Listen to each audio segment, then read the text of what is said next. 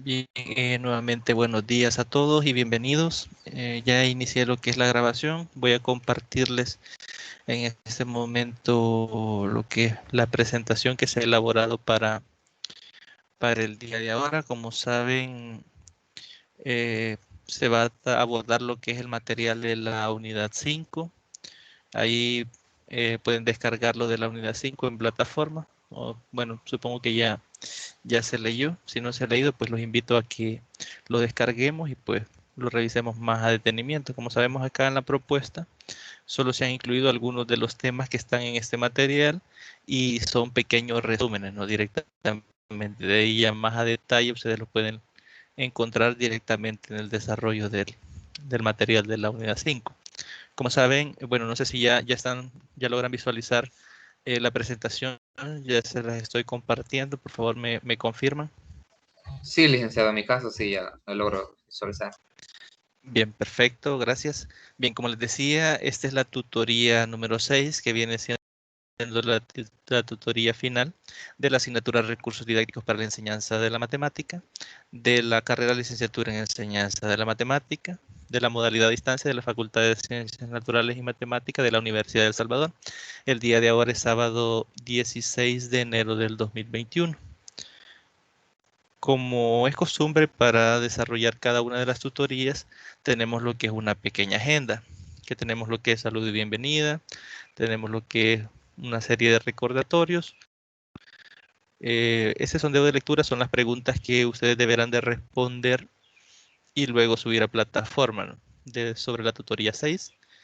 Luego, dentro de la propuesta que tenemos, como les mencionaba, es el material de la unidad 5 y ustedes lo pueden encontrar en plataforma, descargarlo, leerlo, revisarlo. Cualquier duda o inquietud, pues me pueden escribir. Yo con gusto voy a apoyarles y al final hay un cierre, ¿no? Donde pueden haber preguntas y respuestas de cualquier inquietud que se haya generado, ya sea de las actividades que falta por entregar, que en este caso serían las preguntas de tutoría 6 y el informe después del taller 3. Entonces ya vamos a revisar las fechas para tenerlo un poco más presente, ¿no? Entonces, si hay alguna duda, algún comentario, lo que deseen hacer, pues no duden en contactarme. Pueden hacerlo mediante el correo electrónico, mensajería en plataforma o cualquiera de los medios habilitados. Antes de dar inicio, pues como se hace en la mayoría de las tutorías, se ha planteado una pequeña reflexión sobre educación. En este caso, no sé si alguien me ayuda con la lectura, si la puede visualizar. Y pues el que quiera participar y dar su aporte, su opinión, lo que comprende sobre la frase que está ahí, la relación que tiene esa frase con cómo se está dando el tema educacional en nuestro país, pues bienvenido. Entonces les dejo el espacio. ¿Sí? Yo lo voy a leer. Ok, gracias.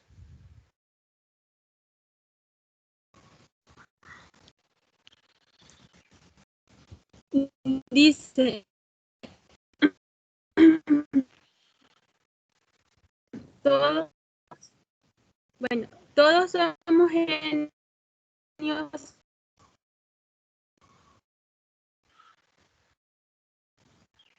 pero si juzgas a un pez por su habilidad de trepar árboles, vivirá toda su vida pensando que es un inútil. Vaya, lo que yo entiendo acá es que es el mismo, cada quien es útil, pues, como dice ahí, tiene sus propias habilidades y las eso es Sí, no le escuché muy bien porque creo que... eso sería mi participación. correcto, gracias. Sí, Hubo... Sí, sí, es que hubo un poco de corto, hubo una parte que no le escuché, pero sí, la lectura de la frase sí lo que yo... Ajá. Pero lo que... no sé si me escucha hoy. Sí, hoy sí. Vale, lo que yo le decía era que cada quien tiene su propia forma. Uno es, su fuerte es una cosa y otro otra cosa, y no podemos juzgar el que no haga lo mismo que yo sé. Cada quien se va a desempeñar en lo que en verdad es su fuerte, ¿verdad? No podemos juzgar a alguien porque no puede hacer lo mismo que yo. Tal vez lo haga de diferente forma. Correcto. Y eso, Gracias por el aporte. uh-huh. Ok, gracias por el aporte. No sé si alguien más. Bueno, Hola, sí, Mario, hola. dígame. Bueno, Sí, creo Mario, sí. que en cuanto a esa pequeña reflexión que usted dio a conocer, es de mi parte la considero que es el punto, el objetivo de la vida, clave. En realidad no contamos con el día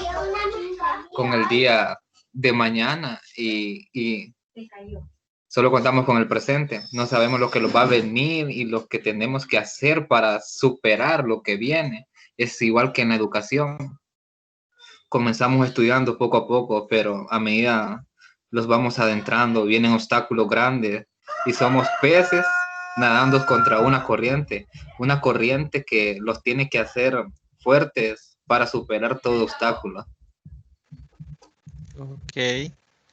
Gracias por la participación también. No sé si alguien más quiere agregar algo.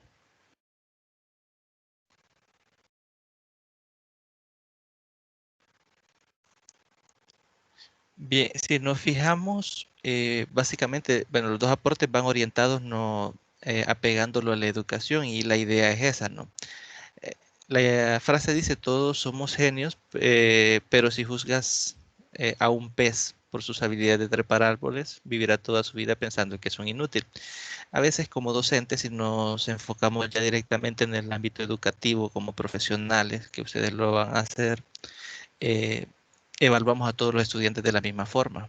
Por ejemplo, si usted da matemática, a veces por ser docentes de matemática y que nosotros hemos aprendido la matemática de una forma práctica, digamos, a través de la resolución de problemas, entonces tratamos de evaluar al estudiante en ese mismo sentido. Es decir, tratamos de enseñar de la misma forma que yo aprendo.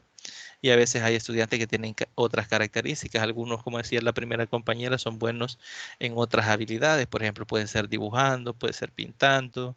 Algunos pueden ser buenos declamando poemas o escribiéndolo. Entonces hay muchas formas de inteligencia, ¿no? No necesariamente la matemática. Lo que pasa es que a veces para decidir si una persona es inteligente o no, lo más fácil es ver en qué no es buena o qué es lo que les cuesta a la mayoría. Entonces, cuando la matemática se le dificulta a una gran mayoría, entonces el que sobresale en matemática automáticamente se le pone en un pedestal, ¿no? Por decirlo así. ¿Por qué? Porque dicen, ah, no, ese tipo de buzo es inteligente, es así, tiene estas características, ¿no? Pero a veces, por ejemplo, yo me incluyo, yo no soy bueno pintando, entonces a mí en la escuela cuando me ponían, por ejemplo, a pintar, a dibujar, yo recuerdo eh, mi grado de primaria, pues era pésimo, ¿no? Entonces me regañaban, me decían, tenés que hacerlo así, así, así, nunca me salía de esa forma, ¿no? Entonces a eso viene la imagen, ¿no? Que hay que enfocarnos de tratar de evaluar y enseñarle al estudiante de acuerdo a la forma en que ese estudiante aprende. No todos aprendemos de la misma forma, ni al mismo ritmo, ni con las mismas técnicas de enseñanza y aprendizaje. Entonces, la reflexión va directamente enfocada a ese elemento, ¿no? Que el día que ustedes ejerzan, no tratemos de cerrar la oportunidad de aquellos estudiantes que sean o que tengan otro tipo de inteligencia y que se les dificulte un poco más la enseñanza, porque a veces para el docente es sencillo decir, bueno, tengo 30 estudiantes, 5 aprenden rápido y yo me baso en esos 5 para dar los contenidos. Los demás, pues, como decimos acá en el buen salvadoreño, pues no importaría, ¿no? Entonces, o hay docentes que le vale, por decirlo así, ¿no? Esos estudiantes y a veces potenciándolos adecuadamente también pueden ser buenos en matemáticas. Entonces, la reflexión va orientada directamente en esa dirección. No sé si alguien más quiere agregar algo al respecto, alguna experiencia, algún comentario que quiera agregar con respecto siempre a la reflexión. Puede hacerlo, si no, pasaríamos a lo que es el desarrollo de la propuesta.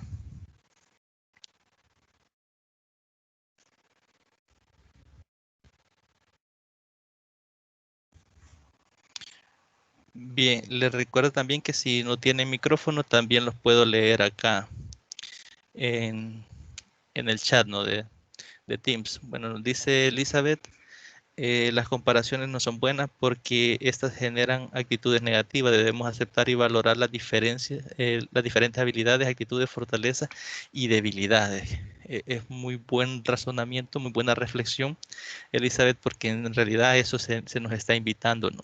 Al hecho de no tratarlos a todos de la misma manera, sino que tratar de potencializar esas habilidades que esos estudiantes tienen, ¿no? Puede ser en matemática o pueden ser en otras áreas. Gracias por la participación. También, Elizabeth, vamos a pasar entonces a lo que es los recordatorios. Bueno, aquí se nos ha solicitado darles un espacio para que ustedes puedan exponer sus dudas o inquietudes. Ya esto se puede ser de los materiales, pueden ser dudas sobre las tareas, etcétera, ¿no?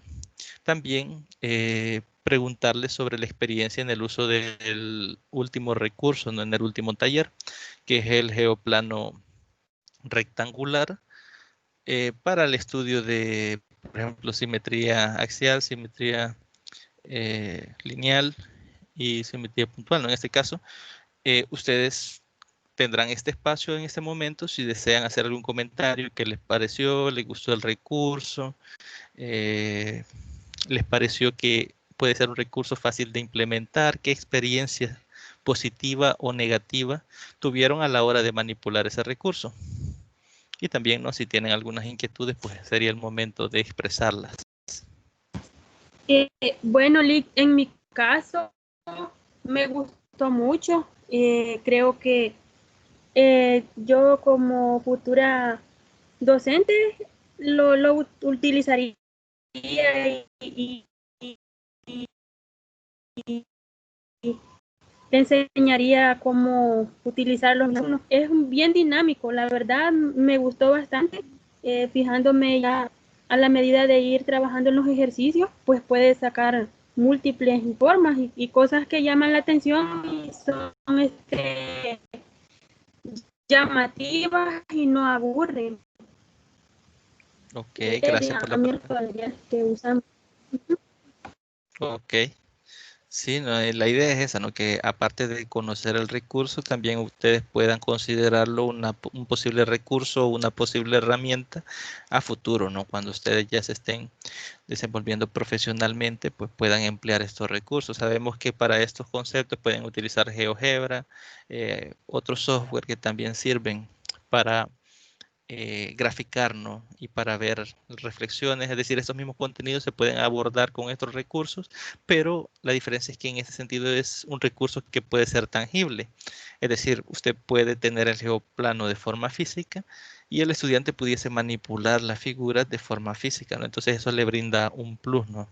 Aunque nosotros en el taller lo desarrollamos de forma virtual, creo que algunos han elaborado el geoplano, pues, porque algunos agregaron algunas fotos ahí de la elaboración del geoplano, pues me alegra que lo estén practicando, ¿no? Y poniendo a prueba, ¿no? No sé si alguien más quiere agregar algo o quiere contarnos su experiencia.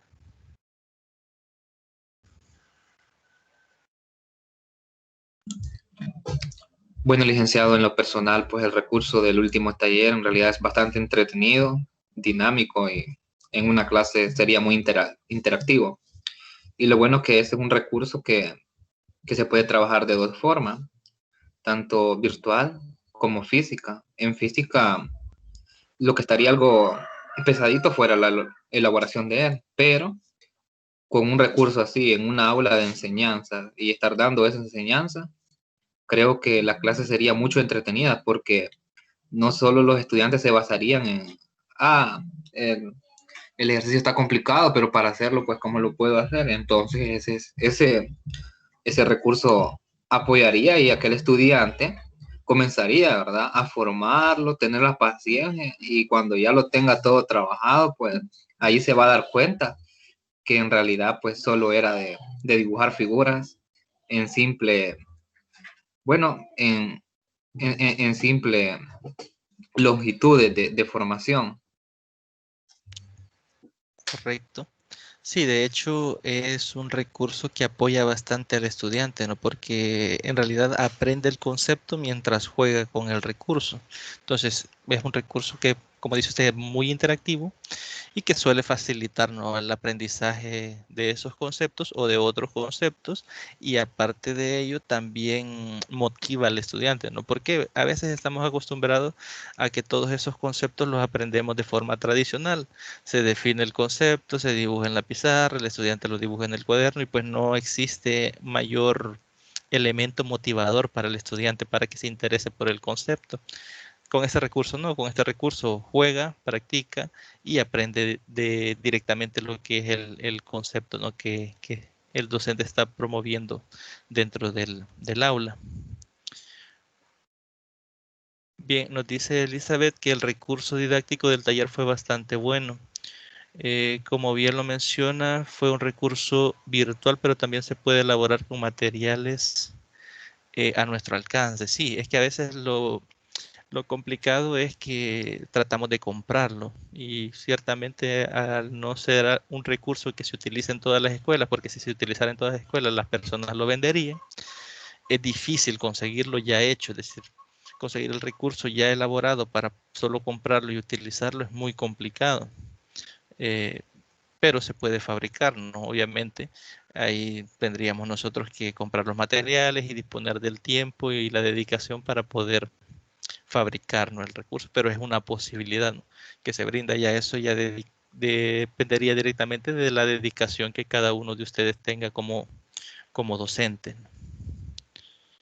Bien, no sé si alguien más quiere participar. Si no, vamos a revisar lo que son las fechas límites. Acá nos dice recordar las fechas límite de la entrega de las tareas.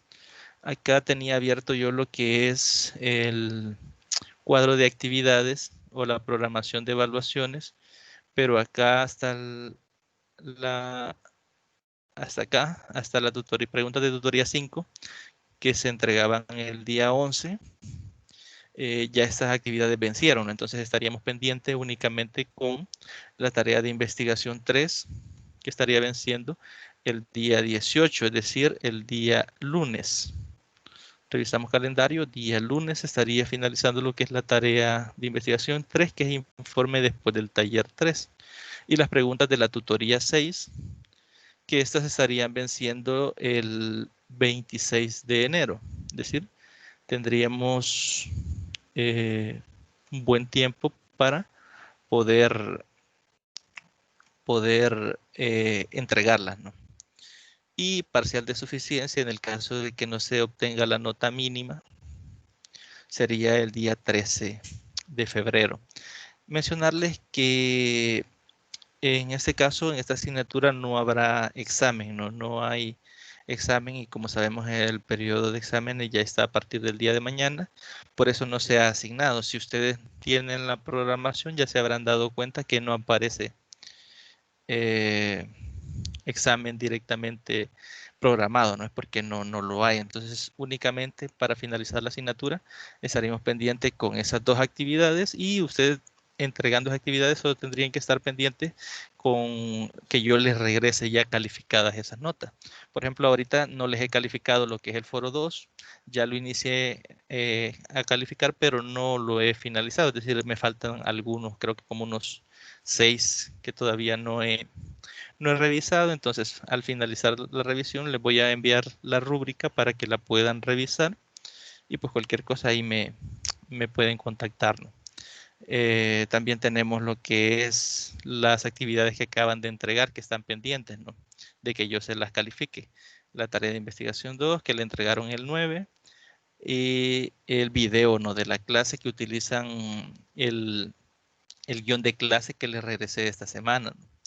Entonces, esas dos actividades junto con el foro están pendientes de que se las califique, y obviamente las que aún no han entregado, la de las preguntas de tutoría 5 y el informe después del taller 3, serían las actividades con las que yo estaría pendiente de regresarle su nota. Las demás calificaciones ya ustedes las pueden revisar en plataforma, ya están subidas.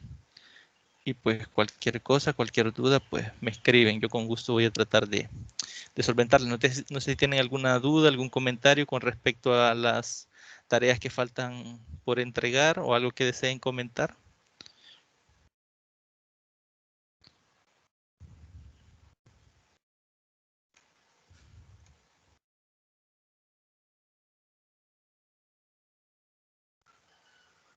Bien, si no hay duda, pues entonces ahora sí pasamos a lo que es el desarrollo de la propuesta. Como saben, el capítulo 5 inicia con lo que es las teorías sobre el currículo. Las teorías sobre el currículo condicionan la selección, mediación de los recursos y los medios, y la literatura sobre el tema distingue principalmente tres elementos. En este caso distingue lo que es la teoría técnica, que es propuesta por Kemis en 1988, que considera a la sociedad y a la cultura como una trama externa a la escolarización y al currículo. Bien, hasta acá hay un término que ya debemos de entender o de manejar, que es currículo. La palabra currículo, que es la que tenemos aquí, ¿a qué nos estamos refiriendo cuando hablamos de currículo? Podemos estarnos refiriendo a los contenidos, podemos estarnos refiriendo a los recursos, a las técnicas y a las metodologías de enseñanza y a todos esos elementos de el qué es lo que se va a enseñar y cómo se va a enseñar. Por ejemplo, ustedes pueden decir cuál es la malla curricular de su carrera. Por ejemplo, licenciatura en enseñanza de la matemática. Yo le hablo de malla curricular y usted me responde, son estas y estas asignaturas, ¿no? Ahora bien, ¿quién seleccionó esos contenidos para cada una de esas asignaturas? ¿Quién seleccionó esos métodos y técnicas de enseñanza para esos contenidos? ¿Quién seleccionó todos esos materiales a utilizar? Pongamos, por ejemplo, esta asignatura. O sea, ¿quién decidió qué contenidos, de qué forma se iban a enseñar esos contenidos, qué recursos se iban a utilizar y qué recursos no para el desarrollo de esta asignatura y estos contenidos que hemos desarrollado a lo largo de la asignatura, ¿no? Del ciclo? Pues hay alguien, ¿no?, que ha seleccionado eso. Nosotros no sabemos quién y nunca nos preguntamos eso, ¿no? Por lo general tenemos una asignatura nueva, leemos los materiales y no nos preguntamos, ¿no? Entonces aquí vamos a ver cómo es que según estos tres elementos se puede seleccionar ese contenido. Por ejemplo, acá habla de lo que es la teoría técnica. Y si leemos esta parte, se considera la sociedad y la cultura como una trama externa. Es decir, está fuera de la escolarización y el currículum. Es decir, no tiene nada que ver la cultura, no tiene nada que ver, por ejemplo, las personas que viven en la sociedad con lo que se va a enseñar. Pero entonces, ¿quién lo decide? ¿Quién decide qué es lo que se va a enseñar? Ya vamos a ver más a profundidad en la siguiente transparencia este elemento. Vamos a desarrollar cada uno de ellos, pero para que tengan una idea de a qué se está refiriendo Kemis cuando establece eso, que la cultura no está interna, según él, dentro de la escolarización. La segunda teoría es la teoría práctica, que adopta un papel más dinámico respecto al aporte de las personas. ¿Qué quiere decir esto? Que esta teoría práctica ya toma en cuenta a la persona, es decir, a la cultura, toma en cuenta a quién está viviendo en la sociedad para determinar qué contenidos y de qué forma se enseñarán esos contenidos. Y el otro elemento es la teoría crítica, que ese ya lo vamos a ver un poquito más a detalle. Bien, teniendo claro esto, pasamos entonces a lo que es la teoría técnica de Chemnitz. En esta teoría, un grupo usualmente político define qué se estudia y qué tipo de sociedades y personas se requieren.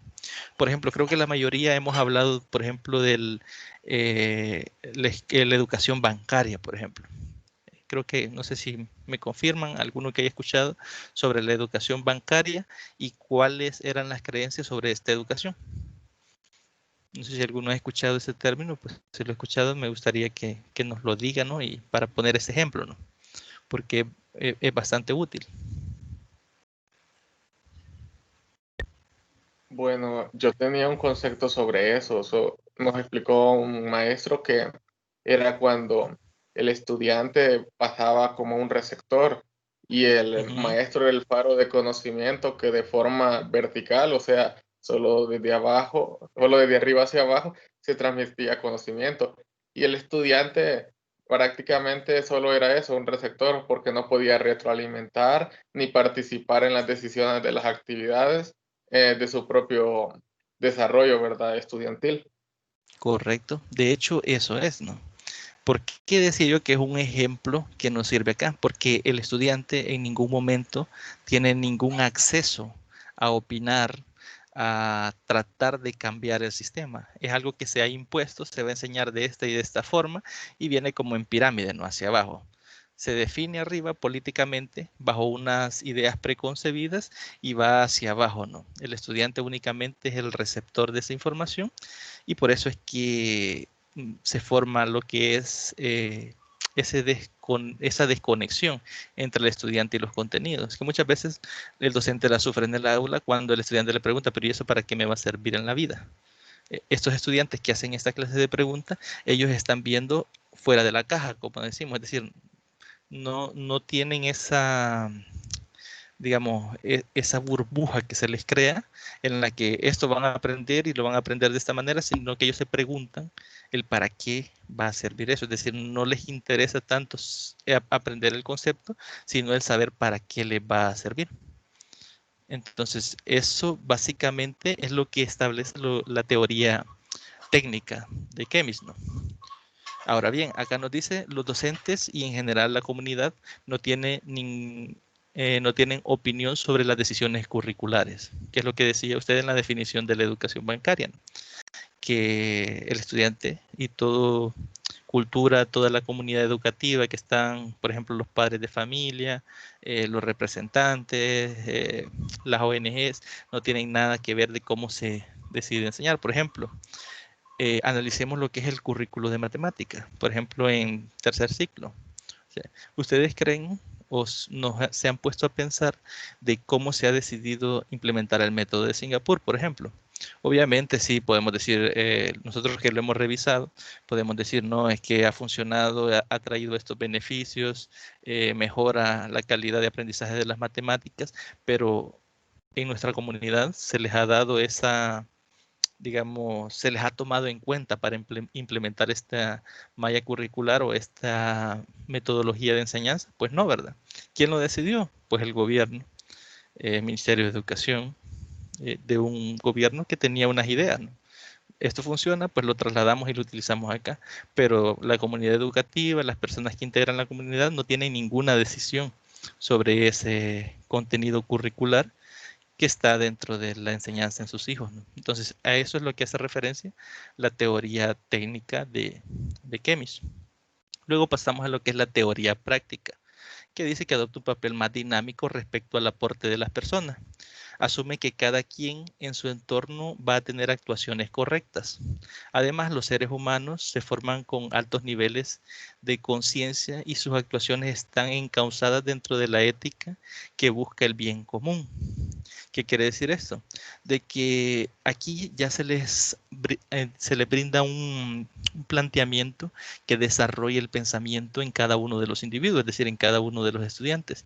Pero se espera que estos estudiantes se comporten, es decir, que interacciones dentro de la sociedad con el conocimiento que poseen de una forma ética, es decir, de una forma correcta. Entonces no nos interesamos en qué va a hacer con esa información, sino el que posea esa información. Entonces, básicamente, si la comparamos con la teoría técnica, en este caso sí nos interesa qué es lo que el estudiante quiere aprender. Es decir, puede ser de que el estudiante sea de la zona rural, otro estudiante sea de la zona urbana, y pueden que estudien el mismo contenido, pero no lo estudien de la misma forma. ¿Por qué? Porque algunos van a tener unas necesidades diferentes. Por ejemplo, las necesidades del estudiante de la zona urbana van a ser diferentes a las necesidades del estudiante de la zona rural. Por ejemplo, por poner un ejemplo, digamos, un poco burdo, digamos que estamos estudiando lo que es el cálculo de áreas.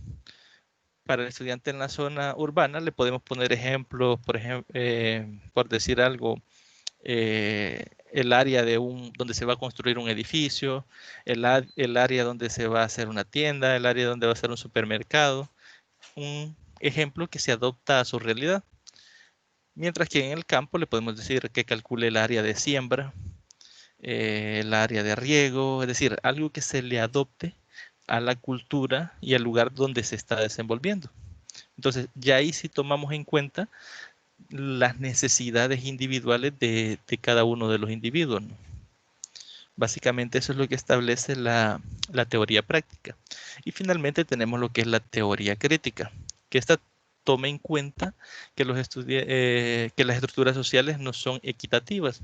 En tal sentido, se deben estudiar las deformaciones de las condiciones de vida operantes en el entorno para modificarlas y llevarlas y llevar una mayor equidad a la sociedad, ¿no? Es decir, aquí se considera que la educación puede ser un puente para que la persona se supere a sí misma y se supere económicamente. O sea, entiende esta teoría que existen unas desigualdades dentro de la sociedad y lo que busca es directamente proporcionarles herramientas a las personas para que puedan superar esas desventajas, ¿no? por decirlo de alguna forma. Uno de los objetivos de la teoría crítica consiste en que distintos sectores de la sociedad puedan mejorar sus condiciones de vida por medio de la educación. Bueno, que es lo que estábamos hablando, ¿no? Que la educación sea directamente un puente, ¿no? Para poder llegar a mejorar sus condiciones de vida. Y aquí tenemos un ejemplo, ¿no? Vamos a comparar cómo enseñar el mismo contenido curricular con cada una de las teorías que tenemos acá, ¿no? La teoría crítica, la teoría práctica y la teoría técnica. Acá nos dice que si se va a estudiar el tema de función cuadrática en un colegio donde asisten estudiantes de clase media, un docente que apoye la teoría técnica, es decir, la forma de enfocar esta enseñanza va a depender de usted como docente, de cuál de una de las tres teorías que hemos abordado es la que usted adopta como propia. En ese caso, un docente que apoye la teoría técnica se concentrará solamente en estudiar conceptos y algoritmos relacionados con el sistema, con el tema y no buscar medios y recursos que se integren, ¿no? dentro del contenido como tal. Por ejemplo, temas de economía relevantes al país, los cuales pueden generar comentarios y opiniones de los estudiantes. ¿Por qué en este caso en la teoría técnica se hace esto? Porque recordemos que acá solo buscamos que el estudiante reciba la información. Acá no nos interesa culturalmente y que el individuo razone, es decir, que el estudiante sepa para qué le va a servir esa información. Por eso es que se abstendría de involucrar temas de economía. Por ejemplo, si ya venimos e involucramos este tema y lo relacionamos con el concepto matemático, puede generar preguntas, discusiones dentro de los mismos estudiantes y generar comentarios o generar opiniones que sean desfavorables para el sistema, ¿no? Entonces, si un docente se rige bajo la teoría técnica, no incorporaría esos elementos, sino que únicamente le interesarían los conceptos y algoritmos fríos matemáticos, es decir, únicamente las definiciones, los ejemplos, pero sí los ejemplos matemáticos, es decir, numéricos, sin incorporar de dónde salen esos ejemplos numéricos y cómo es que se da solución a esos problemas utilizando ese contenido matemático. Entonces, eso sería para un docente que concuerde o que esté familiarizado o que apoye lo que es la teoría técnica. Pero ¿qué pasa con un docente que apoye la teoría crítica, por ejemplo? Dice, además, ya un docente que apoye la teoría crítica busca medios y recursos que propicien el análisis, a diferencia del anterior, que el anterior únicamente propiciaba replicar los contenidos matemáticos y los conceptos. Este no, este busca propiciar el análisis en las clases.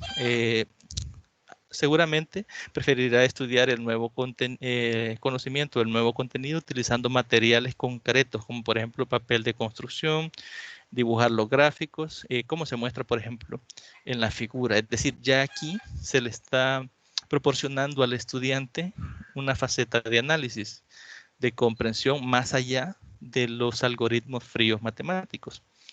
Esto le permite al estudiante que tenga una participación un tanto más elevada o una mayor participación para propiciar directamente entre los estudiantes lo que es el análisis, el debate, que piensen ya por sí mismos, ¿no? Es decir, que pueden sacar conjeturas a raíz del análisis que están desarrollando, ¿no? ¿Por qué en este caso se desarrolla de esta forma? Porque ya buscamos o tomamos en cuenta directamente el pensamiento de cada uno de nuestros estudiantes y lo que queremos es generar eso, ¿no? Desarrollar en ellos el pensamiento analítico para que puedan pensar por sí solos y puedan mejorar sus condiciones de vida, que al final eso es lo que busca la teoría crítica, ¿no? Que el estudiante a través de la matemática de la educación pueda superar todas esas dificultades que existen dentro de nuestra sociedad. Ahora bien, tenemos una diversidad de teorías de aprendizaje. Acá nos dice que existen varias teorías sobre el aprendizaje en las que el docente se puede apoyar para la elección de un recurso. Tal es el caso de la teoría de aprendizajes significativos del estadounidense David Ausubel, que la formuló a mediados del siglo XX y que hoy en día no ha perdido vigencia. ¿De qué trata esta teoría? Esta teoría, en lo que se refiere a los medios y recursos, plantea que estos deben tener significado lógico. ¿Qué quiere decir que tenga significado lógico? Que al estudiante manipularlo pueda comprender directamente de la manipulación lo que es el concepto matemático que se le quiere dar a entender. Por ejemplo, cuando ustedes manipulaban la realidad de Kuznair, si se fijan dentro del material, hay un significado lógico. ¿Por qué? Porque cada una de las regletas es más grande que la otra y cada una tiene un color diferente y pues se le asigna, ¿no? Entonces ahí se pueden hacer sumas, restas, multiplicaciones, divisiones, como lo veíamos, pero lo importante no es que se puedan hacer. Lo importante es que mediante la construcción de este recurso y lo lógico que tiene este recurso, el estudiante pueda deducir el algoritmo de la suma. Otro recurso que vimos y que es bastante lógico es, por ejemplo, cuando utilizábamos los billetes y las monedas para sumar y restar, ¿no? Ese recurso observamos que cuando se hacía un canje, por ejemplo, de 10 centavos por una moneda de 10 centavos y 10 monedas de 10 centavos por una moneda de dólar y 10 monedas de $1 por una moneda por un billete de $10, se hacía ese canje, ¿no? Y al hacer ese canje lleva implícito el concepto de llevar, ¿no? Que es el algoritmo de la suma. Entonces, lo que se busca con el recurso es que tenga ese significado lógico para que el estudiante pueda establecer esa estructura mental que le permita deducir directamente el algoritmo, que ya sería el concepto matemático, ¿no? Los estudiantes tienen ideas preconcebidas sobre los conceptos, algunas veces incompletas y en otras ocasiones erróneas. De ahí la importancia de que el docente las considere, además de estas además de estar consciente de que sus estudiantes presentan estructuras cognitivas diferentes, por lo que no se puede esperar reacciones y comportamientos similares. Bien, aquí básicamente lo que nos dice este párrafo es lo que hablábamos la vez pasada, ¿no? Que no todos aprendemos al mismo ritmo y no todos poseemos el mismo lenguaje. Por ejemplo, hablábamos de que hay palabras que de un municipio a otro internas en nuestro país tienen significados diferentes y que tal vez de ese país a Honduras, a Guatemala, tengan significados totalmente diferentes. Por ejemplo, la palabra, bueno, cuando el juego de chibola, ¿no? Algunos le llaman mables, otros, bueno, yo he escuchado como 5, solo aquí en El Salvador como 5 sinónimos de cómo se les dice el juego, ¿no? Canica, etcétera, ¿no? Entonces, lo mismo pasa con los conceptos matemáticos. A veces tenemos esos conceptos, pero no los tenemos claros o no los tenemos completos. Entonces, cuando llegamos a algunos lugares, puede ser que se manejen de forma diferente. De hecho, ya más adelante vamos a ver un ejemplo con la división de cómo en Costa Rica y en México se plantea de forma diferente, pero significa lo mismo. Pero esto le crea un problema cognitivo en su estructura mental directamente al estudiante. Y ya vamos a verificar por qué. Bien, no sé si alguien ha escrito por acá. Bueno, Tania dice buenos días. Buenos días. Bien, acá está el ejemplo que les mencionaba. Nos habla que, dice, por ejemplo, a principios de los años 90, en un colegio secundario costarricense, un grupo de octavo grado, habían 3 estudiantes que provenían de México. El resto del grupo eran estudiantes costarricenses. Se estudiaba la división de polinomios y para introducir el concepto, el profesor había recurrido a un cartel como el que se muestra en la figura. Aquí se había colocado en la parte izquierda lo que es el dividendo, en la parte derecha lo que es el residuo y se había hecho esta pequeña estructura, ¿no? Entonces, esa era la forma en que en Costa Rica enseñaban a dividir. Pero, ¿qué pasó con los 3 estudiantes mexicanos? Inmediatamente, al ver la estructura que se había establecido por el profesor, los estudiantes mexicanos señalaron que el dividendo debía de estarse ubicado a la derecha y el divisor debía necesariamente de estar ubicado a la izquierda. La estructura cognitiva de los estudiantes mexicanos era distinta de los estudiantes costarricenses. De hecho, si lo analizamos, serían opuestas, ¿no? ¿Por qué? Porque allá lo manejaban de esta forma y los estudiantes mexicanos pretendían o esperaban verlo, o sea, es decir, ellos ya tenían la estructura de cómo se dividen polinomios, pero la tenían invertida, o dicho de otra forma, tenían concepciones conceptuales diferentes, ¿no? Era exactamente el mismo concepto o el mismo planteamiento, digamos, el mismo problema, pero la solución se hacía de diferente forma. Entonces, ¿qué pasó acá? Que la estructura cognitiva de los estudiantes mexicanos era totalmente diferente, ¿no?, a la de los estudiantes costarricenses. Ante ello, ¿qué papel jugó el profesor o qué es lo que tenía que hacer el profesor? Tuvo que retomar los conceptos básicos de lo que es la división de polinomio y explicarnos el hecho de que no es relevante la posición que adopten el dividendo y el divisor, sino más bien el concepto como tal, ¿no? Es decir, el procedimiento que lleva a la solución. Y que dicha posición solo es para realizar los cálculos, ¿no? Es decir, al realizar la división de esta forma o realizarla de esta, el resultado tenía que ser el mismo. Básicamente, eso es lo que tuvo que explicar el profesor, pero haciéndole ver de que no tenía esa importancia a qué lado estaba el dividendo y a qué lado estaba el divisor. Entonces, si vemos acá con este pequeño ejemplo, vemos una estructura conceptual diferente sobre el mismo concepto, ¿no?, que a veces puede crear diferentes problemas. También otras teorías que se orientan hacia las distintas maneras de aprender se refieren a los estilos de aprendizaje. Estas teorías han sido trabajadas por distintos académicos destacados, destacando lo realizado por el director de investigaciones de la Escuela Secundaria de Virginia, James W. Keffey, el cual ha citado, bueno, citado por causa, señala lo siguiente: los estilos de aprendizaje son los rasgos cognitivos, es decir, los rasgos de pensamiento afectivos y fisiológicos que sirven como indicadores relativamente estables de cómo los discientes, cuando hablamos de discientes estamos hablando de los que aprenden, es decir, de los estudiantes, cómo estos reciben, interpretan y responden a sus ambientes de aprendizaje. Básicamente es cómo aquellos indicadores, dicho de forma práctica, son estables, es decir, son indicadores que se permanecen fijos, por decirlo de alguna forma, dentro de la forma en que cada uno de los estudiantes recibe, ¿no?, esa información, interacciona con esa información y responde a esos aprendizajes, ¿no? Básicamente, eso es lo que se establece acá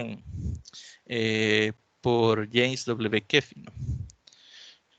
Con la base de los rasgos citados anteriormente, es decir, con esos indicadores o esos rasgos, se ha podido distinguir 4 estilos de aprendizaje.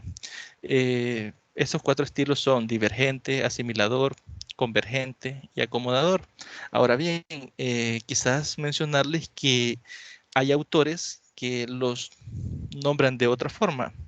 Es decir, puede ser que ustedes busquen estilos de aprendizaje y no les aparezcan estos 4 que están acá en este material. Puede ser que les aparezcan con otros nombres, pero hacen referencia a los mismos indicadores. Por eso es que dice que se basa en esos rasgos y en la definición arriba, o en lo que dice James, que es con base a esos indicadores que se establecen las categorías. Entonces, el nombre no tendría mucha relevancia si sabemos a qué estamos haciendo referencia, es decir, cuáles son esos indicadores del estilo de aprendizaje que tienen esos estudiantes. Ahora bien, ustedes me podrían decir, ¿y qué características tiene cada uno de esos estilos? Pues vamos a ver un poquito de ellos acá.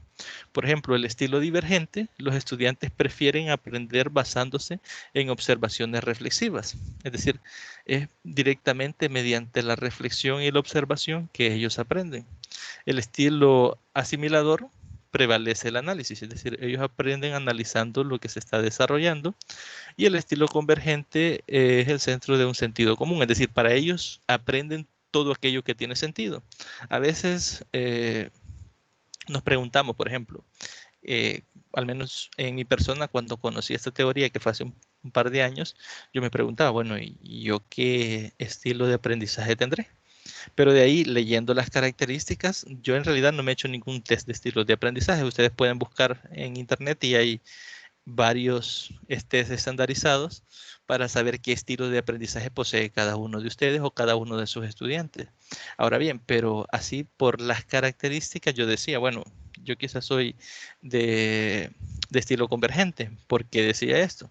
Porque cuando yo estaba estudiando mi carrera, si algo yo no lo hallaba lógico, es decir, si yo no le encontraba un sentido lógico, un sentido, digamos, algo común, algo que ocurre, digamos, por inercia, entonces me costaba aprenderlo. Yo tenía compañeros que memorizaban a veces respuestas, pero yo no podía memorizar si yo no entendía el sentido, ¿no? Entonces yo decía, yo puedo ser tal vez convergente o tal vez asimilador, ¿no? Porque necesitaba saber todo el análisis para llegar al finalizar el problema para poderlo memorizar cuando veía ejercicios de hecho. Entonces, como les repito, yo nunca me he hecho un test, pero sería bastante interesante que cada uno lo hiciéramos y ver cómo potenciar esas características de aprendizaje que cada uno de nosotros posee. Ahora bien, si lo vemos desde el punto de vista como docente, para mí, o sea, a mí como docente, sería interesante conocer los estilos de aprendizaje de mis estudiantes. ¿Por qué?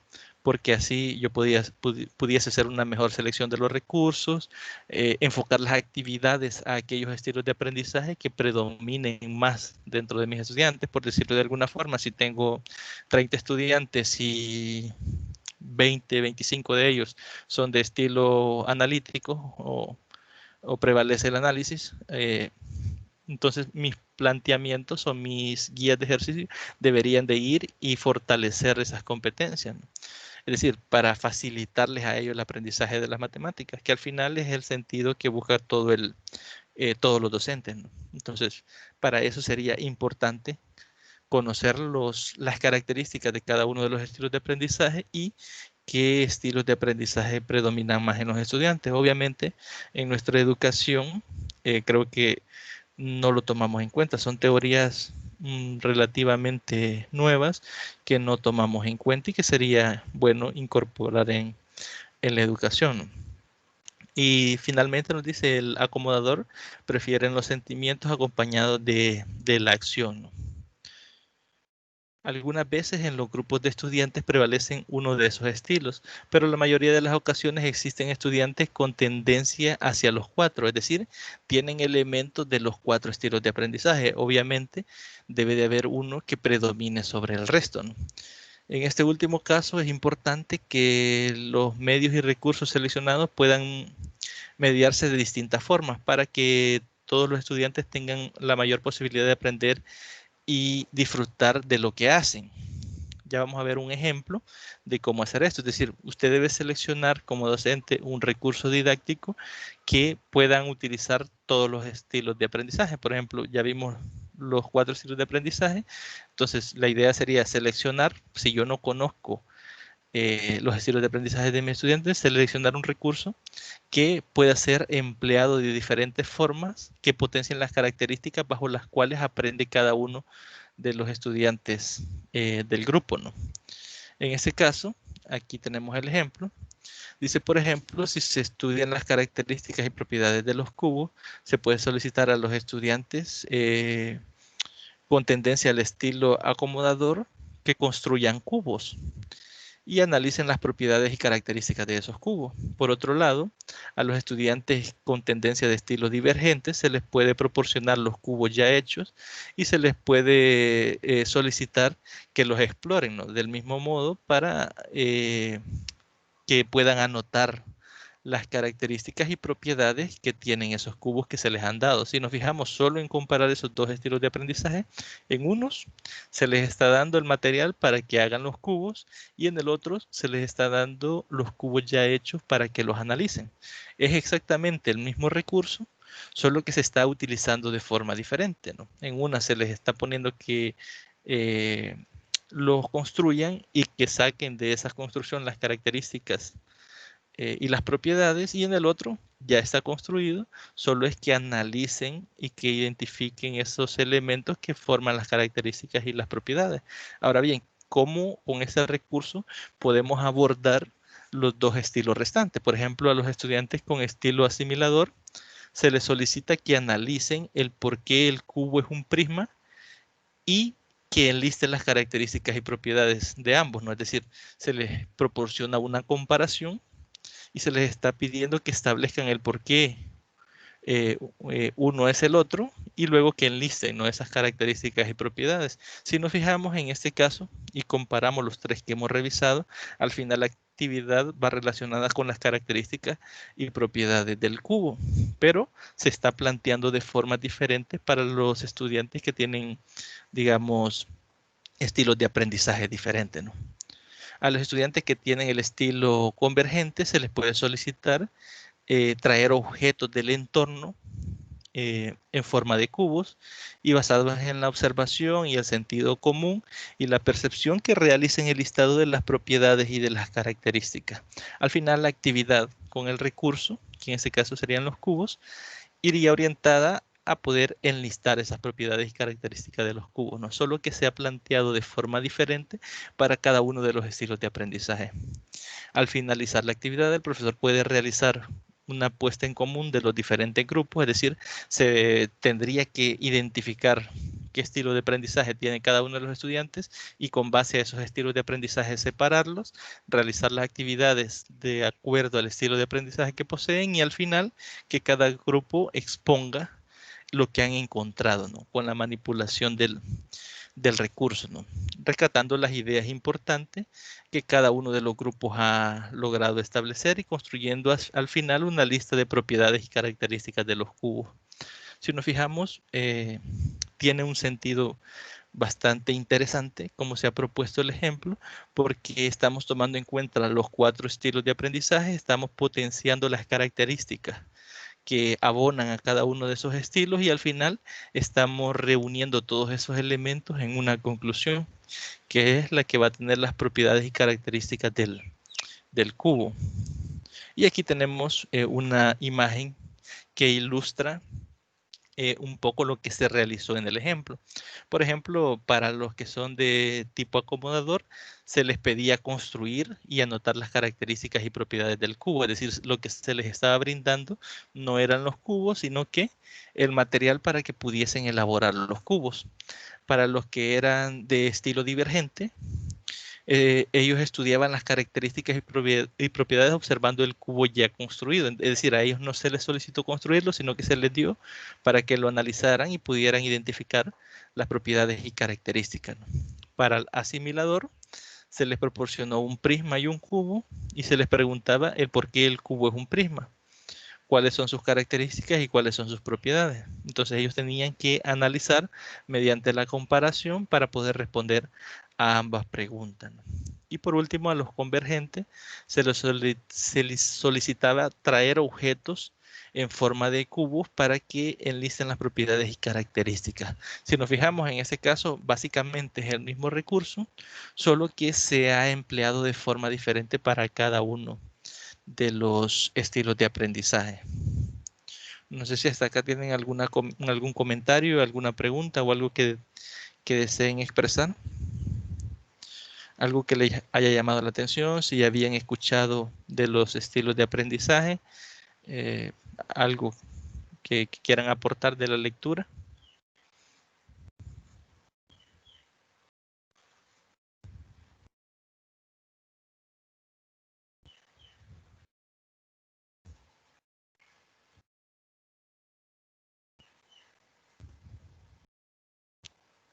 Bien. Pasamos entonces a lo que es la teoría sobre el aprendizaje de Vygotsky. Que otra teoría que se puede, bueno, creo que alguien escribió, vamos a leer acá. Bueno, ¿qué dice Elizabeth? ¿Todo bien? Todo bien, dice Mario, perfecto. Continuamos entonces con la teoría de aprendizaje de Vygotsky. Otra teoría que puede ayudar a seleccionar y a mediar los medios y recursos es la teoría sobre las zonas de desarrollo próximo, planteadas por el bielorruso Lev Vygotsky. ¿Qué significa eso de las zonas de desarrollo próximo? Vamos a verlo a continuación. Esta teoría cobra importancia el concepto de la zona de desarrollo potencial, que se define como la diferencia entre las actividades que realiza el estudiante limitado a sus propias fuerzas y a las actividades cuando actúa en colaboración o asistencia, ¿no? O ha sido de forma asistida, ¿no? Es decir, un estudiante puede realizar retos mayores cuando trabaja en equipo con otros que tienen más facilidades para el estudio de un tema en particular. Dicho de otra forma, aquí nos establece que se potencia al estudiante cuando tiene, digamos, o cuando trabaja directamente con otro compañero o otro estudiante que tiene mayores ventajas, es decir, que aprende más rápido o que es más hábil para matemática. En tal sentido, antes de definir las actividades y la mediación de los medios y recursos, es importante que el docente conozca el perfil de sus estudiantes. Si el docente realiza las actividades en forma individual, es conveniente que los nuevos aprendizajes se desarrollen de acuerdo a las condiciones de cada uno de los estudiantes. Si los aprendizajes son colaborativos y todos los equipos tienen al menos un estudiante con habilidades para el estudio del contenido o del concepto, podrían plantearse mayores desafíos. ¿Qué nos dice esto? A veces como docentes, yo he escuchado de algunos compañeros, siempre del área de matemática, que dicen, no es bueno ponerlos a trabajar en equipos o en parejas porque hacen desorden, porque uno hace todo el trabajo y el otro no hace nada, y dan un sinfín de excusas, ¿no? De por qué no utilizarlo, y cada quien ya cuando ejerce como docente es libre de decidir qué enfoque tomar. Pero lo que nos dice esta teoría es que, por ejemplo, si yo tengo un grupo de 10 estudiantes y sé que 5 de ellos son, digamos, de aprendizaje un poco más rápido de la matemática, pudiese afrontar retos más grandes con la asimilación del contenido si lo hacemos en parejas o si los hacemos en equipos de 3 integrantes. ¿Por qué? Porque los que entienden con mayor facilidad son capaces de estudiar, de transmitir o de fomentar el aprendizaje en los que aprenden de un poco más lento. ¿Por qué? Porque a veces entre ellos se explican, a veces nosotros por algunas observaciones como docentes, como las que le mencionaba, de que a veces pasan contándose chistes o pasan haciendo algo diferente a la actividad propuesta, no queremos emplear esas técnicas, pero a veces no vemos los puntos positivos. Quizás para reforzar esto les voy a contar una pequeña experiencia que tuve yo cuando estuve trabajando en un colegio, de que había una estudiante que no le gustaba trabajar en pareja ni en equipo, o sea, le gustaba hacerlo todo de forma individual. Y era porque ella se consideraba, o sea, mejor que el resto. Y así abiertamente, porque yo la confronté y se lo dije. Entonces, eh, las demás le decían la nerd, le hacían bullying, ¿no? Por inteligente, por decirlo de alguna forma, para el área de las matemáticas, y ella en venganza pues no les ayudaba. Entonces, conversando con ella, yo logré integrarla en un grupo de 5, ¿no? Que prácticamente lo obligué a que participara con ellos. Y comenzó y ayudaba, en realidad ayudaba al equipo, porque decía ella, no, yo voy a hacer, por ejemplo, si son 5 ejercicios, un ejercicio, y los otros 4 que cada quien haga el suyo. Al inicio así era, pero después ella, pues sí, por lo mismo de que ella quería ser de los grupos que entregaban primero, eh, él se ponía a la de la par y le explicaba, lo vas a hacer así, así. No se lo hacía, sí le explicaba. Entonces fomentó que la otra compañera aprendiera, y así ese equipo se hizo o se acostumbraron a trabajar así, ¿no?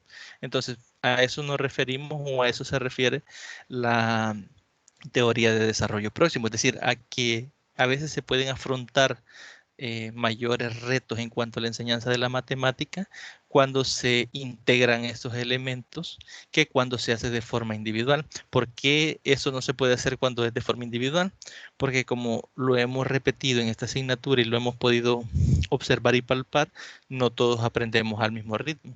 Algunos estudiantes necesitan mayor tiempo para hacer las mismas actividades, y otros puede ser que algunos lo hagan en 20 minutos, otro en 30, algunos se tarden hasta 50 minutos, y entonces eso va alentando lo que es el proceso. ¿Por qué? Porque usted como estudiante tendría que decidir eh, qué grupo de estudiantes es el que va a priorizar. Por ejemplo, si los que trabajan en 20 minutos, si los que trabajan en 45, si los que trabajan en 30. Por ejemplo, puede ser que su guía esté planteada para los estudiantes que terminan en 20 minutos y les plantee para que ellos lo hagan en 40 minutos. Si a ellos les tardó 40 minutos, pues a los otros les va a tardar muchísimo más de una hora, ¿no? Entonces, eso es el mayor inconveniente que tiene hacerlo de forma individual, ¿no? Ahora bien, más recientemente el norteamericano Howard Gardner planteó las teorías de las inteligencias múltiples, la cual ha sido muy reconocida y aceptada en el campo de la educación. Con dicha teoría, Gardner obtuvo el Premio de Príncipe de Asturias en 2011, el cual es el galardón más importante en el área de las ciencias sociales, que premia las contribuciones a la humanidad. La teoría señala que en algún grado las personas se encuentran con 8 inteligencias múltiples, las cuales son lingüística, lógico-matemático, espacial, kinestésica, musical, interpersonal y intrapersonal. Ahora bien, vamos a ver un poco de las características de cada una de ellas. Por ejemplo, los que tienen la inteligencia lingüística tienen las características que son exposiciones orales, discusiones en grupo, uso de libros, lecturas, publicaciones y uso de procesadores de texto. Los que son lógico-matemática tienen facilidad para resolver problemas de matemática, interrogación socrática, que a veces como docente la utilizamos mucho, lo que es la interrogación socrática. Cuando repreguntamos al estudiante, a veces hacemos preguntas a nuestro estudiante porque sabemos o pretendemos que sabe la respuesta y comenzamos a plantearle la misma pregunta de formas diferentes hasta que recibimos una respuesta satisfactoria. Entonces, a eso es lo que conocemos como interrogación socrática, ¿no? Que es preguntarle de forma lógica y de forma diferente, agregando algunos elementos hasta que llegamos a lo que queremos, ¿no? Que es la forma de interrogar que utilizaba Sócrates, ¿no? Por eso es el nombre de interrogación socrática. Demostraciones científicas, ejercicios para resolver problemas lógicos, clasificaciones y agrupaciones, etc. Los que tienen inteligencia espacial son buenos con cuadros, gráficos, diagramas, mapas, fotografías, videos, diapositivas, películas, rompecabezas, laberintos visuales, modelos tridimensionales, presión artística y narraciones imaginativas, etc. Los que tienen el tipo de inteligencia kinestésica tienen un pensamiento manual, juegos cooperativos, ejercicios de reconocimiento físico, actividades manuales y artesanía. Los que son de tipo musical, el canto, el tarareo, el silbido, la música grabada, interpretación musical, el canto en grupo y la apreciación musical, ¿no? Lo que son interpersonal, le gustan lo que son los grupos cooperativos, interacción interpersonal, mediación de conflictos, enseñanza entre compañeros y juegos de mesa, ¿no? Lo que son intrapersonal son estudio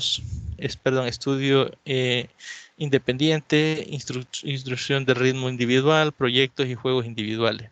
Si nos fijamos aquí, hay una serie de características que nos pueden servir para poder directamente identificar el estilo de inteligencia que posee cada uno de nuestros estudiantes. También, si desean hacerlo más dirigido, en la red ustedes pueden encontrar diferentes test, ¿no? Que lo que hacen es evaluar el tipo de inteligencia múltiple que posee. Y directamente a esto es a lo que iba enfocada la reflexión, ¿no? Cuando hablábamos de que si juzgas a un pez por sus habilidades de trepar, pues vivirá pensando que es un inútil, ¿no? Es decir, a veces, por ejemplo, yo no soy bueno dibujando, y el hecho de que yo no pueda dibujar no quiere decir que soy un inútil para todo, ¿no? O el hecho de que alguien no sea bueno en matemática no quiere decir que es un tonto. Entonces, a veces sí se tiende a identificar, pero es más que todo nosotros como sociedad, es decir, nosotros lo vemos de esa forma, pero no quiere decir que sea así, ¿no? Y la teoría de Howard Gardner nos explica un poco de cómo cada uno de nosotros posee diferentes inteligencias múltiples, pero por lo general tenemos una que es la que predomina. Bien, no sé si de este contenido alguien quiere hacer algún aporte, algún comentario, alguna experiencia que haya tenido.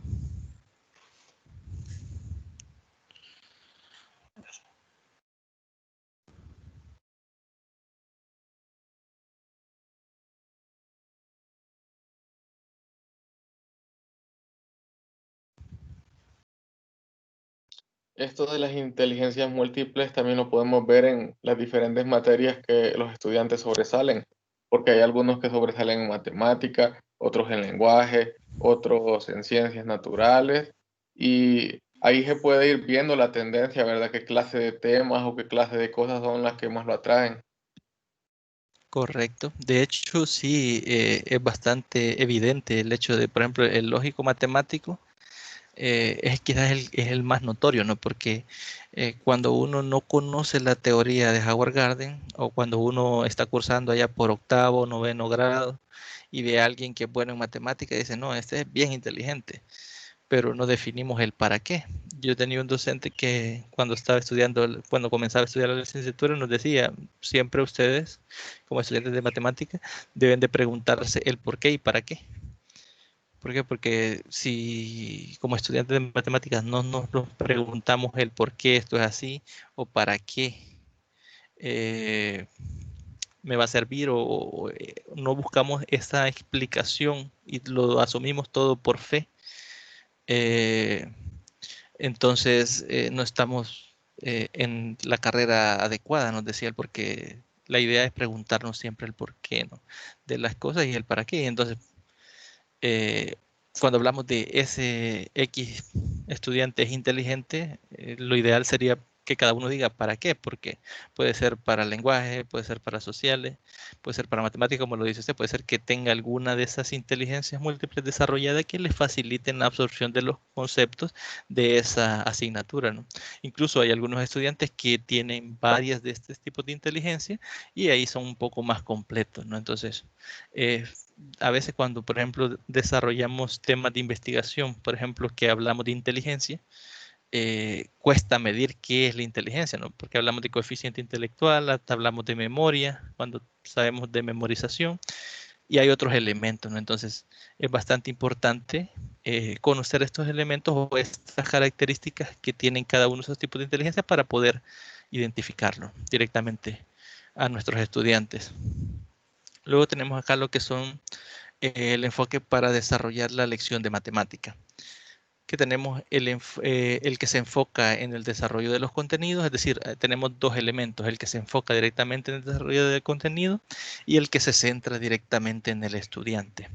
Veamos el primero, el que se enfoca en el desarrollo de los contenidos. Dice que primero atiende fundamentalmente los conocimientos, los hechos, la metodología, las técnicas, donde el cumplimiento de los objetivos y el contenido definido es primordial, es decir, cuando seleccionamos una metodología, cuando como docente seleccionamos una técnica, esa técnica y esa metodología debe tener como objetivo lo que es el contenido directamente y no ambigüedades, ¿no? Usualmente el estudiante mantiene un rol pasivo y el proceso de enseñanza se centra en el docente, considerándose ese como un instructor. Es decir, es como que el estudiante sea un simple receptor y y sea el docente el que es el rige, ¿no? Todo el proceso de enseñanza-aprendizaje directamente. Ahora bien, el que se centra en el estudiante tiene por énfasis el desarrollo de la persona por medio de una educación integral del ser humano. Es decir, no nos centramos tanto en el contenido, sino que nos centramos en potenciar la calidez humana de cada uno de nuestros estudiantes. Este enfoque toma en cuenta la adquisición de estructuras y procedimientos internos en cada uno de los estudiantes, acción integral del ser humano.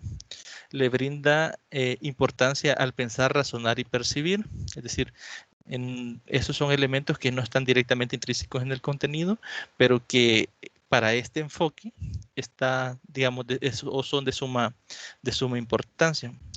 Uno de los fines del enfoque es que se tome en cuenta los conocimientos previos del estudiante para que integre adecuadamente la mediación del contenido y se construyen nuevos conceptos.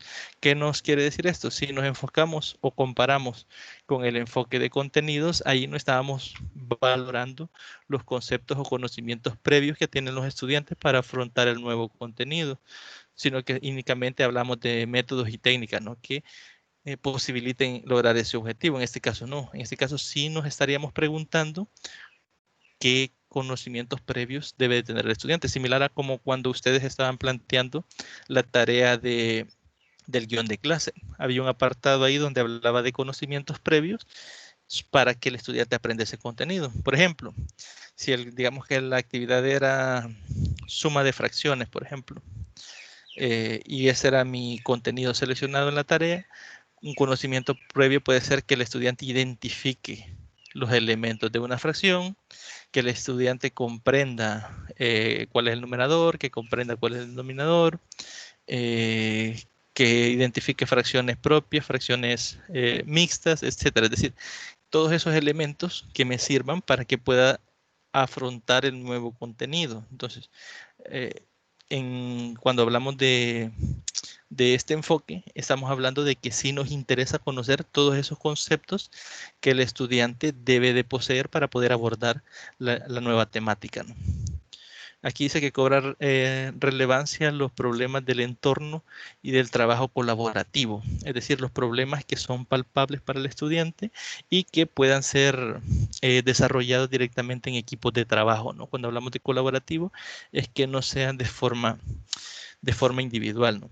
Bajo esta última línea y de manera similar con los demás enfoques, la responsabilidad de preparar y ejecutar los procesos de enseñanza recae en un alto porcentaje en el docente, siempre, al igual que en el enfoque anterior, pero en este caso parte de esa responsabilidad de aprendizaje también recae en el estudiante, es decir, aquí el estudiante ya no es solo un observador, sino que es partícipe y responsable de su propio aprendizaje, ¿no?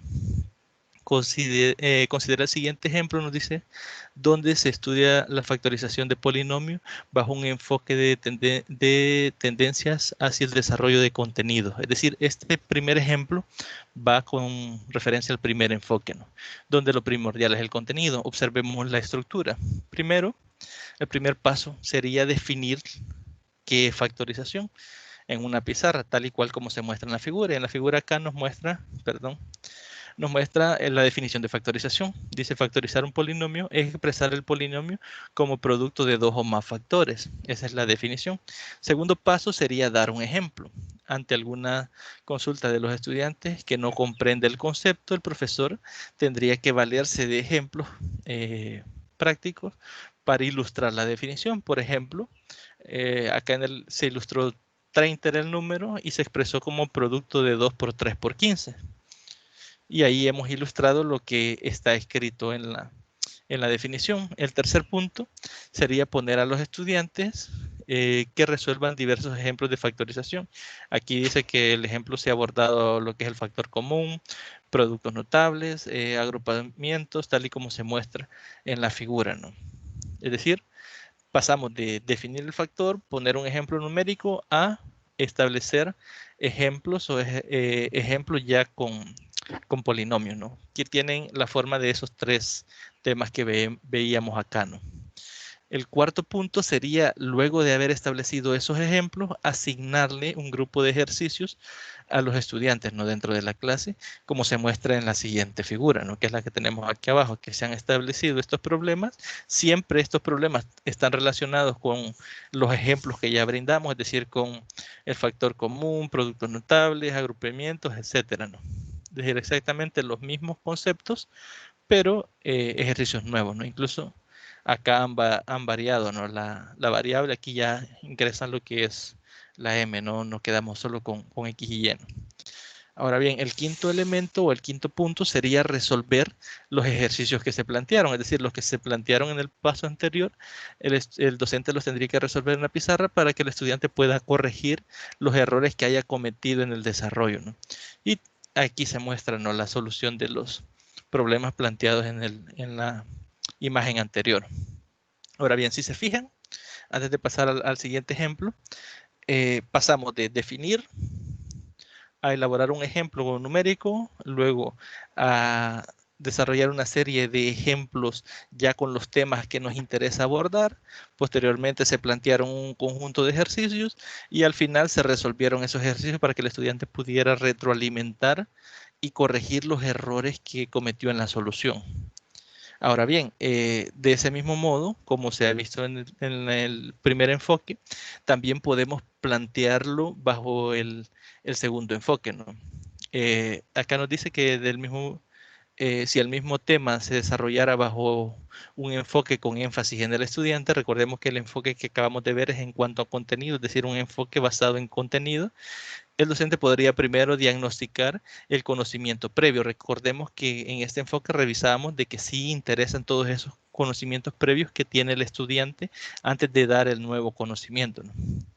Los estilos de aprendizaje que predominan en su clase, entre otros aspectos, ¿no? Posteriormente a ello, las actividades pueden involucrar más estudiantes, tal y como se muestra a continuación. Es exactamente el mismo ejemplo, ¿no?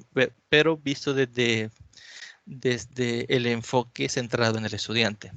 En este caso, el estudiante trae materiales concretos. Obviamente el docente debe solicitarle esos materiales. Puede ser los álgebros que los elaboren,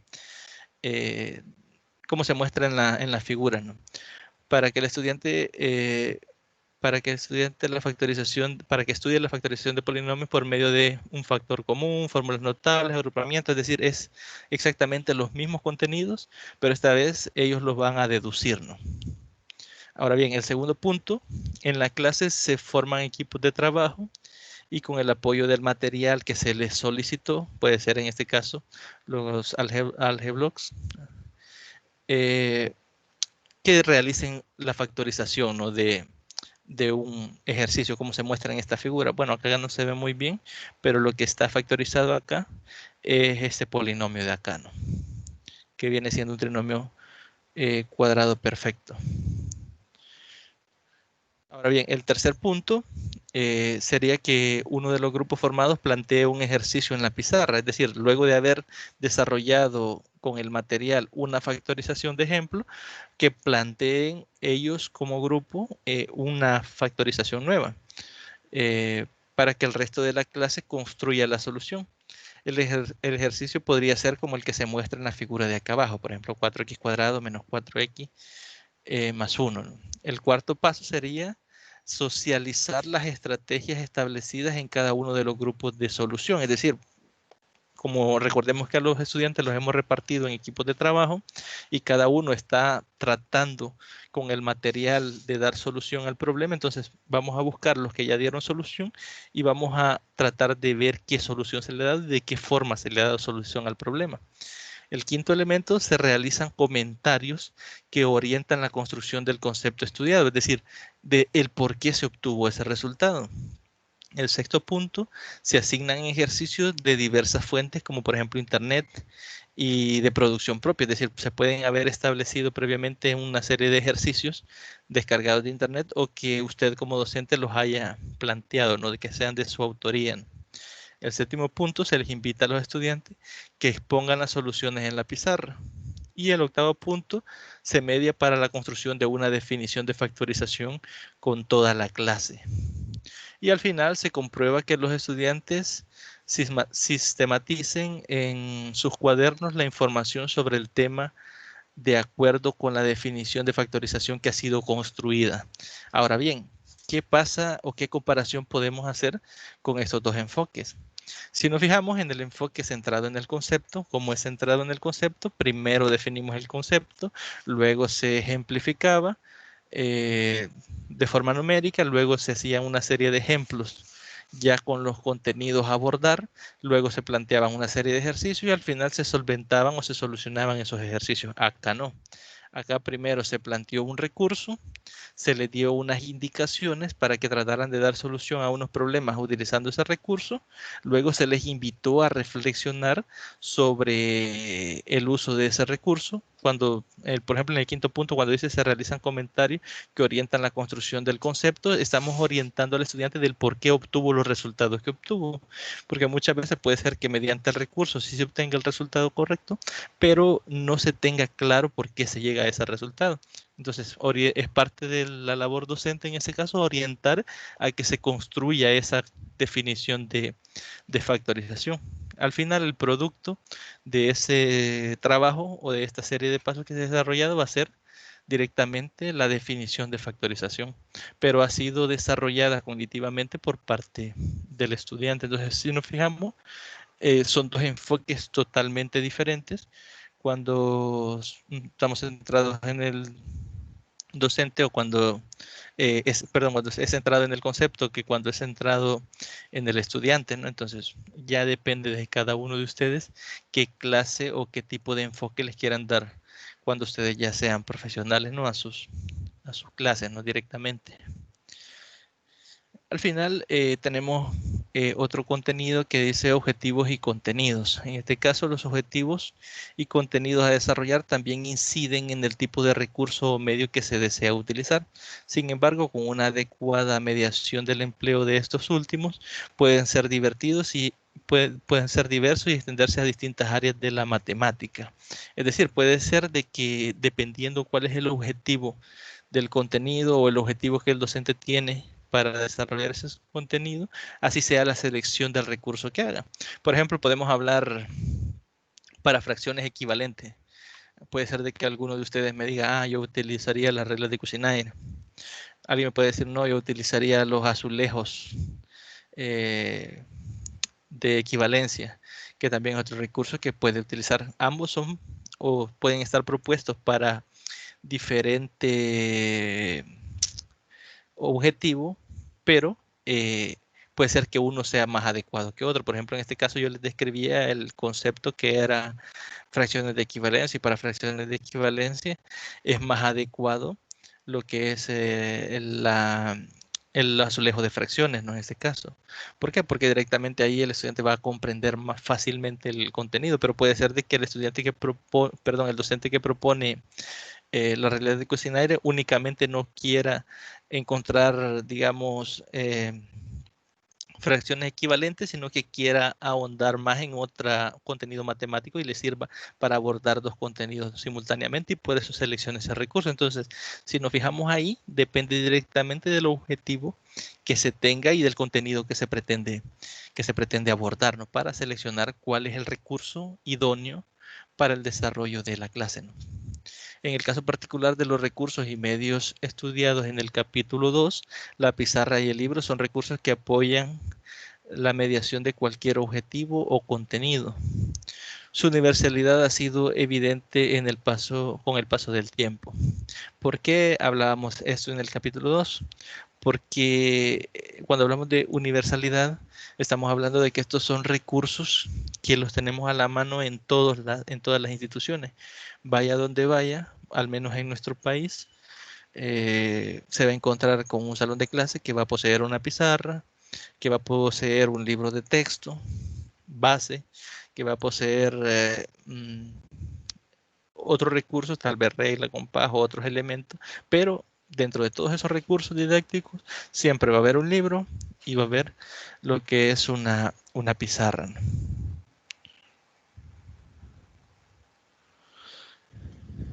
También tenemos acá que dice que el doblado de papel, el procesamiento y la regleta y el compás se asocian a objetivos de geometría. Se adecúan bastante cuando se necesita la comprobación de teoremas o demostraciones o las propiedades de objetos geométricos. En ese caso, los que estuvieron presentes en la tutoría de repaso se acordarán que revisábamos lo que era el origami para rectas perpendiculares y decíamos que era un recurso que no tenía un costo elevado, ya que en la mayoría de instituciones tenemos papel, ¿no? Y lo único que se necesita es papel y plumón. Y hay otros, por ejemplo, para elaborar el portasegmentos, que lo veíamos en el capítulo 2 también, no es difícil, siempre y cuando se mantengan las mismas proporciones, ¿no? Y lo podemos utilizar para una gran variedad de contenidos, ¿no? Dependiendo cuál sea el objetivo de enseñanza que cada uno de ustedes como docentes se haya planteado.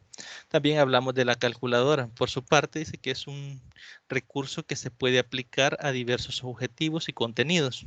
Su uso se puede enmarcar en dos grandes áreas. ¿Cuáles son esas áreas? La primera, como una herramienta de cálculo. Creo que la mayoría la utilizamos directamente por este elemento, ¿no? Que es para calcular aquellas fórmulas o aquellas operaciones que requieren destreza mental, porque a veces son cálculos complejos y necesitamos respuesta rápida, ¿no? Entonces, es una de las dos grandes áreas, ¿no? Que el hecho de que nos facilite el cálculo, ¿no? Cuando el estudiante adquiere el dominio del concepto y los procesos, es decir, para poder desarrollar estos cálculos, usted debe de conocer el contenido conceptual y qué proceso se debe seguir, ¿no? No es que la calculadora usted va a ingresar todas las fórmulas y automáticamente le va a dar un resultado, ¿no? A veces hay que despejar ecuaciones, a veces necesitamos esos conceptos de cómo despejar ecuaciones, a saber las reglas de jerarquía, etcétera. Entonces hay elementos que aquí se asuman que usted ya los comprende y únicamente utiliza la calculadora como una herramienta de cálculo. La otra área en la que se utiliza la calculadora también se puede utilizar en situaciones donde el estudiante tenga que identificar algún tipo de patrón. Por ejemplo, cuando estamos viendo, por ejemplo, conceptos como lo que son las sucesiones aritméticas, geométricas, suele a veces irse haciendo divisiones para ir viendo si hay algún patrón. Por ejemplo, en las divisiones geométricas, perdón, en las sucesiones geométricas, se suele ir estableciendo, ¿no? Ese patrón mediante divisiones, dividiendo el término, un término entre el término anterior, ¿no? Y así para establecer si se sigue un patrón. Entonces, en este caso es para ir verificando y poder identificar si existe o no existe dicho patrón, ¿no? También nos dice que por otro lado el rotafolio se puede utilizar para la presentación de contenidos al estudiante en forma secuencial. Y con el franelógrafo, los estudiantes podrán mover los objetos tal y como se demostró en el capítulo 2 sobre la demostración del teorema de Pitágoras. Si recordarán, eso también lo desarrollamos en una tutoría y veíamos, ¿no?, cómo ese recurso nos ayudaba para comprender mejor la demostración del teorema de Pitágoras, ¿no? Ahí establecíamos cómo podíamos rotarlo, girarlo,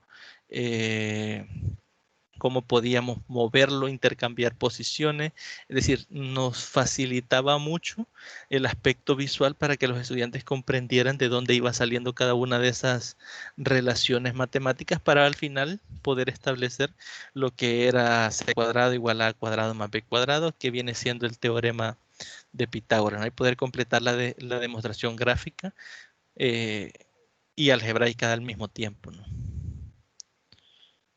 Y acá nos dice que es importante anotar que algunos recursos tienen propósitos determinados. No obstante, cualquier objeto puede convertirse en un recurso. Solamente requiere imaginación y creatividad de parte del docente, acompañado de una buena mediación de contenido. Es decir, puede ser de que algún objeto no haya sido directamente diseñado para aprender algún concepto matemático, pero si usted como docente posee la creatividad y lo quiere utilizar y le da esa mediación pedagógica, puede ser un recurso potencial, ¿no?, para enseñar el contenido que sea de su interés. El tema recurrente o el ejemplo recurrente con esta clase de recursos, que es lo que yo les he mencionado, la utilización de corcholatas, es lo que se nos viene a la mente rápido, pues porque es algo que bueno, no sabemos a quién se le ocurrió, pero es algo que ha sido implementado durante muchos años en los kinder, ¿no?, en los centros de enseñanza, ¿no? A veces se tienen, por ejemplo, yo he visto que, por ejemplo, tienen ábacos, que también sirve para enseñar a contar a los niños, pero a los niños los ábacos no les llaman la atención. Entonces, les gusta más jugar con las corcholatas, jugar con los tapones de colores, así los cuentan, etcétera. Entonces, a veces esos recursos no están directamente diseñados para la enseñanza, pero nosotros como docentes podemos hacer uso de ellos, ¿no?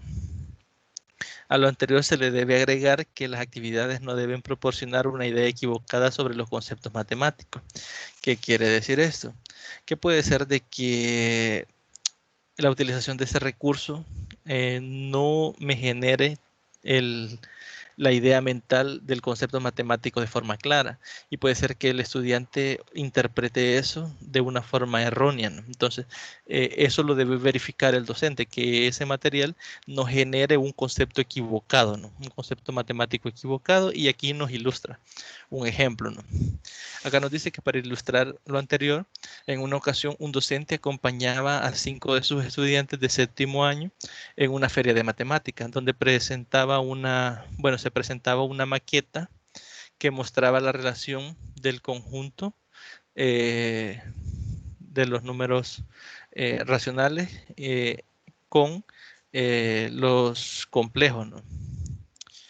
El recurso tenía un buen acabado y era bastante bonito, ¿no? Su construcción se asemejaba a la demostración de la figura. Y aquí nos muestran, ¿no? Aquí aparece un cuadrito que son los naturales, un cuadrito más grande que son los enteros, y luego tenemos lo que son los racionales, los irracionales, y al final tenemos los complejos, ¿no? Y dice acá que en un momento de la exposición se acercó otro estudiante de séptimo año y preguntó dónde se muestra la idea de infinito en estos conjuntos. Y si nos observamos la maqueta nos daremos cuenta que no está considerado. ¿Por qué? Porque al ser conjuntos cerrados, es decir, al hacer estos dibujitos cerrados, pareciera que sí es algo finito, ¿no? Y no está el concepto de infinito en ninguna parte. Y como sabemos, estos conjuntos son considerados infinitos. Entonces, hay ese error matemático que no está considerado dentro de la ilustración de esta relación de los números, ¿no? Entonces, por eso nos dice que la selección del recurso debe favorecer el aprendizaje de dichos conceptos. Obviamente, la maqueta presentada no era el recurso ideal para desarrollar este contenido. No sé si ustedes recuerdan o alguno recuerda cuál es la ilustración más fácil que se hace cuando estamos enseñando allá o aprendiendo allá por séptimo, octavo grado para representar lo que son los números reales.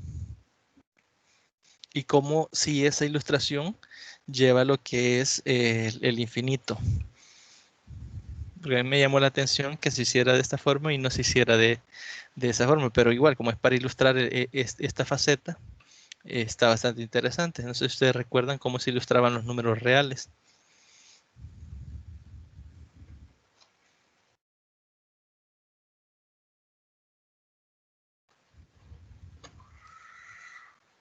¿No? ¿Nadie se acuerda? Bien, vamos a recordarles entonces. Si recordamos cuando comenzábamos a abordar lo que eran los números reales, nos decía, no, usted dibuje una línea recta y, por ejemplo, decía, van los enteros, los naturales a la derecha, los que sirven para contar, 1, 2, 3, y evaluamos a la derecha. En el centro va el 0, a la izquierda van los negativos, los racionales y los irracionales van en medio de los enteros, de dos enteros, y son ese montón de puntitos y ahí se forma lo que es una línea recta. Y el infinito, ¿cómo lo representamos? Ponían unas flechitas tanto a la derecha como a la izquierda. Nos decían a la derecha más infinito, a la izquierda menos infinito. Y era exactamente una línea recta, y así nos explicaban lo que eran los números reales, ¿no? Y esa flechita significaba más infinito. Algunos acostumbraban ponerle más infinito, no poner el símbolo, y otros acostumbraban solo dejar la flecha, y se decía de que cuando veíamos esa flechita se inducía que seguía, ¿no? Hasta infinito, ¿no? Los números por la derecha, y también hasta menos infinito los números por la izquierda. De hecho, cuando se estudian ecuaciones lineales, a veces hay docentes que se enojan cuando uno dibuja la línea recta y no le pone las flechitas a los lados. Por ejemplo, cuando dibujamos la identidad y igual a x, y en la recta que dibujamos no le escribimos esa flechita para arriba y para abajo a la recta. Entonces nos dicen, entonces esa recta es un segmento de recta que tiene este dominio, y ya lo acotan a lo que uno dibujó, ¿no? Entonces hay docentes que sí exigen el hecho de hacerlo, y yo creo que es lo correcto, ¿no? El hecho de que nos exijan hacerlo de la forma que es mejor, ¿no? Que es representativa. Ahora pasamos a otro de los contenidos, que es lo de la evaluación diagnóstica. Nos dice que la evaluación diagnóstica tiene por objetivo establecer si el estudiante tiene dominio de los contenidos que incluyen los conocimientos previos necesarios para desarrollar la lección. Además, permite identificar habilidades, destrezas e intereses que van a influir en la selección del recurso. Es decir, básicamente, evaluación diagnóstica es verificar mediante un recurso todos los conocimientos previos que se deben de poseer para poder afrontar ese recurso. Obviamente, de los resultados de esa evaluación diagnóstica va a depender qué clase de recurso o qué recurso se va a seleccionar para abordar esa temática, ¿no? También nos dice que el uso de medios y recursos en determinados temas pueden facilitar la evaluación diagnóstica. Para ello se requiere de la creatividad por parte del docente en la selección de los medios o recursos y la mediación de los contenidos. Y vamos a revisar acá un ejemplo. Nos dice que, por ejemplo, si se estudian áreas de figuras planas y se desea conocer si el estudiante puede identificarlas, se podría utilizar un rotafolio como el que se muestra en la figura, en donde el estudiante va a tener la oportunidad de poner los franelógrafos y agrupar los nombres con la figura correspondiente. Por ejemplo, aquí tenemos a la derecha la palabra círculo y por aquí a la izquierda está el círculo. Entonces el estudiante tendría que donde está la palabra círculo. Por ejemplo, donde está el cuadrado, el estudiante tendría que agarrar el cuadrado y movilizarlo a donde está la palabra cuadrado, y así sucesivamente con el rombo, con el triángulo, con el trapecio, etcétera, ¿no? Entonces, si nos fijamos, este recurso, en este caso franelógrafo, está sirviendo para hacer una evaluación diagnóstica.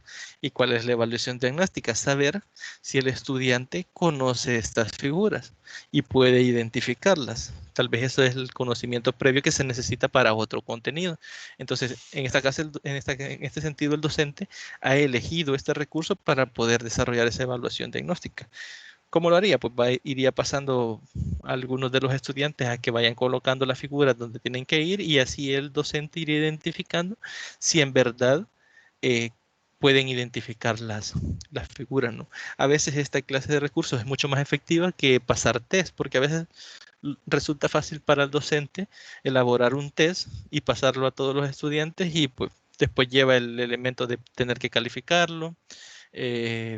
No se sabe si el estudiante copió, etcétera, ¿no? Aunque sea una evaluación diagnóstica. Entonces, a veces mediante un recurso es mucho más fácil poder identificarlo. Obviamente, si vemos que pasan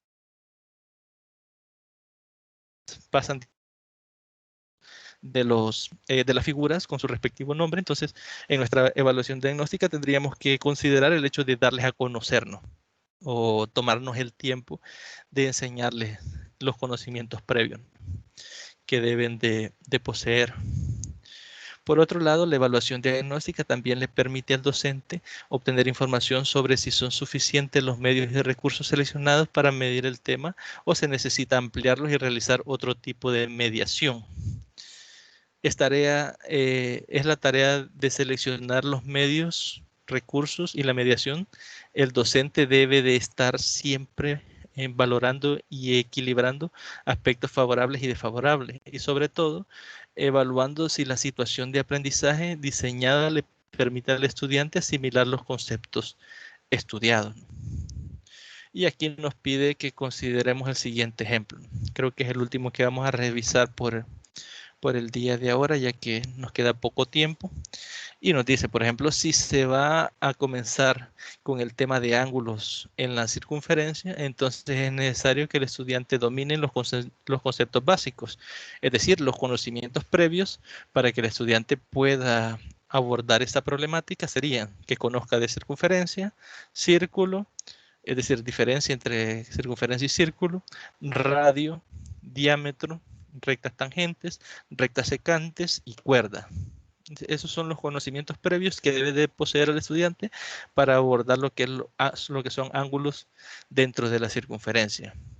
Ahora bien, si se determina que los estudiantes dominan los conceptos citados, es decir, si verificamos que el estudiante conoce todos estos conceptos y los domina a la perfección, se podrían utilizar algunos recursos como por ejemplo el geoplano circular, el software Cabri, además de la pizarra y los textos en la mediación de los contenidos. Ahora bien, ¿qué pasa si el estudiante no domina estos conceptos previos? Entonces, si es así y no lo domina, se tienen problemas con los conceptos básicos, ¿no? Entonces, se debería ser un poco más amplio en la utilización de los recursos y agregar a los anteriormente citados materiales concretos, como por ejemplo papel de construcción, pábilo, tapas de distintos tamaños, tijeras, goma, reglas y compás, ¿no? Entre otros, para que los estudiantes puedan construir la figura. Y ahora analicemos un poco eso acá. Supongamos de que al estudiante se le da, por ejemplo, un geoplano circular. Lo vamos a utilizar para identificar los conocimientos previos del estudiante. Y le pedimos que dibuje una circunferencia. Luego le pedimos que dibuje el radio, que dibuje el diámetro, que dibuje una recta que sea tangente a esa circunferencia, y le pedimos que dibuje una recta secante, que dibuje varias cuerdas. El estudiante tendría que dibujar básicamente lo que está en la figura, pero hecho en el geoplano circular. En este caso, ahí todos esos conceptos los estamos analizando como docentes de forma directa. ¿Por qué? Porque vemos la figura. Nos enfocamos acá en la figura. Dibujó el radio, entonces sí entiende lo que es el radio. Dibujó lo que es una cuerda, entonces comprende el concepto de cuerda. Dibujó el diámetro, entonces comprende el concepto de diámetro. Dibujó una recta secante, es decir, que es una cuerda, pero que aparte de eso sigue, no es una recta que corta a la circunferencia. Se cumple la definición, entonces sí, el estudiante comprende lo que es una recta secante. Dibujó la tangente que toque exactamente en un punto a la circunferencia, entonces sí, el estudiante también comprende lo que es una tangente a una circunferencia. Entonces, si tiene todos estos conocimientos, pues yo ya puedo introducir un nuevo conocimiento y utilizar un recurso más avanzado. Si no es así, como lo decía la imagen, pues podemos siempre utilizar el nuevo plano para explicarle directamente al estudiante todos estos conceptos antes de pasar al nuevo conocimiento. Y para eso es que sirve lo que es la evaluación diagnóstica, ¿no? Entonces, por motivos de tiempo, bueno, nos quedaban acá unos elementos. Lo vamos a dejar hasta acá. No sé si tienen algún comentario, alguna pregunta, algo que deseen realizar, algo que les haya llamado la atención y que quieran comentar.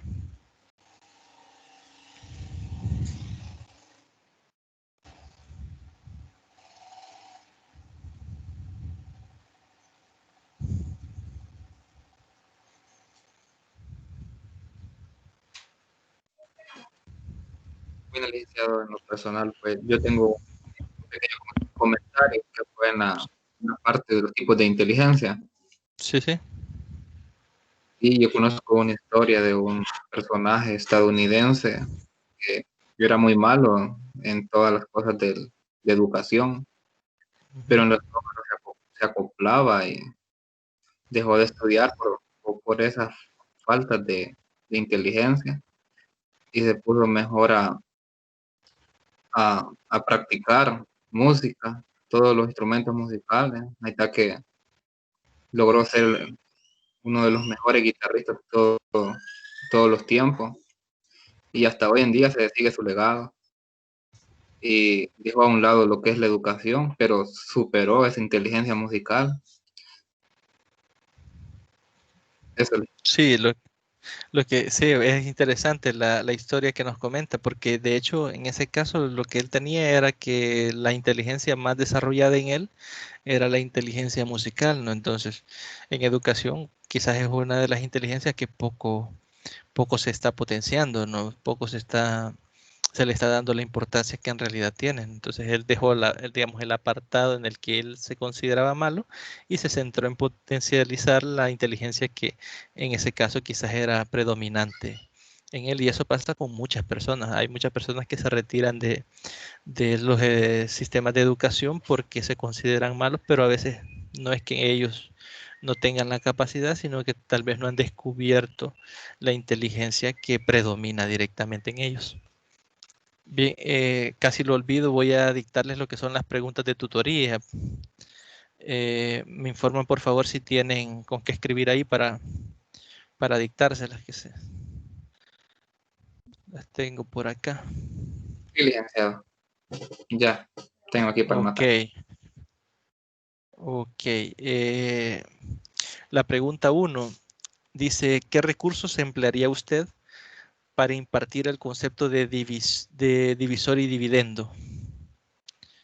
¿Qué recurso emplearía usted para impartir el concepto de divisor y dividendo?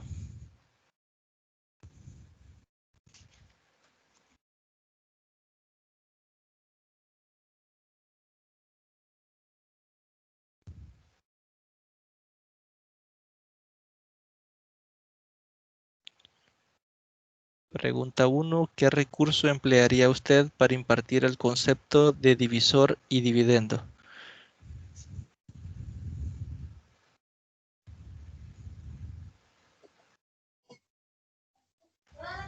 Ya está, licenciado. Bien. Pregunta número 2.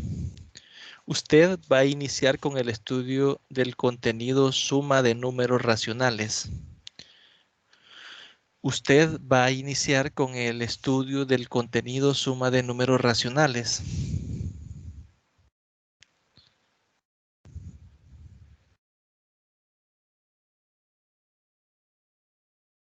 Usted va a iniciar con el estudio del contenido suma de números racionales y debe diagnosticar si sus estudiantes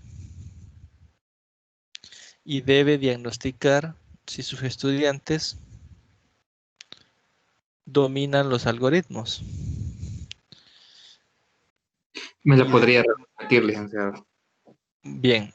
Pregunta 2. Usted va a iniciar con el estudio del contenido suma de números racionales y debe diagnosticar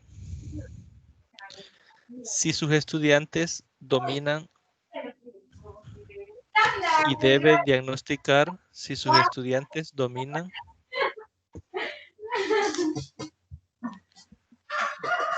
los algoritmos para sumar números enteros.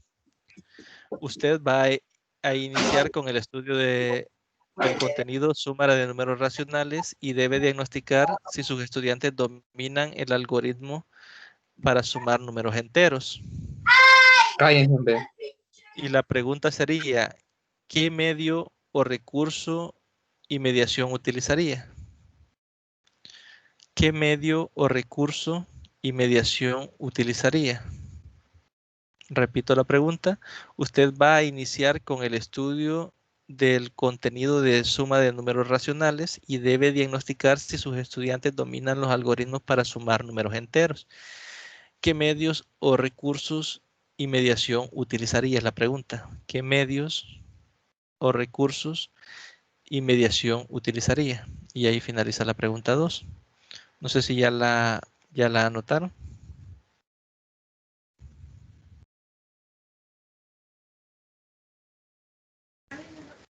Sí, ya, listo. Perfecto.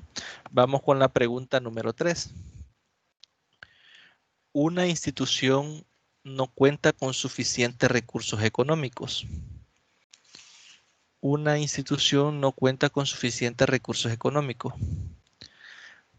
para comprar ciertos recursos. Una institución no cuenta con suficientes recursos económicos para comprar ciertos recursos y medios didácticos.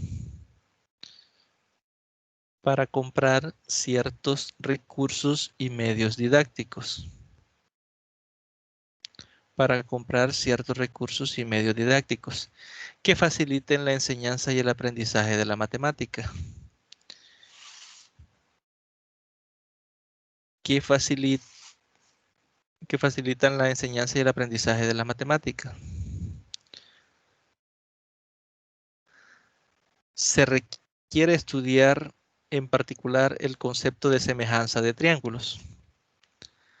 Se requiere estudiar en particular el concepto de semejanza de triángulos. Se requiere estudiar en particular el concepto de semejanza de triángulos. Punto y aparte, la pregunta es, ¿cómo podría desarrollar este contenido utilizando material de desecho? ¿Cómo podría desarrollar este contenido utilizando material de desecho? Esa sería la pregunta 3. ¿Me No la sé si puede la... repetir, por favor, licenciado? Bien, se la repito entonces. Una institución no cuenta con suficientes recursos económicos y para comprar, no cuenta con suficientes recursos económicos para comprar ciertos recursos y medios didácticos que facilitan la enseñanza y el aprendizaje de las matemáticas. Se requiere estudiar en particular el concepto de semejanza de triángulos. Punto y aparte, la pregunta es, ¿cómo podría desarrollar este contenido utilizando material de desecho?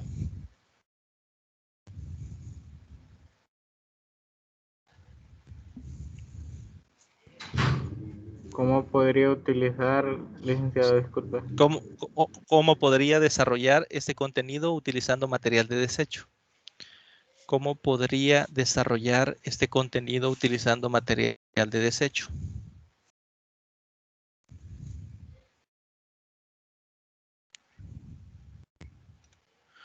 ¿Cómo podría desarrollar este contenido utilizando material de desecho? Bueno, esas serían las 3 preguntas. No sé si las copiaron correctamente.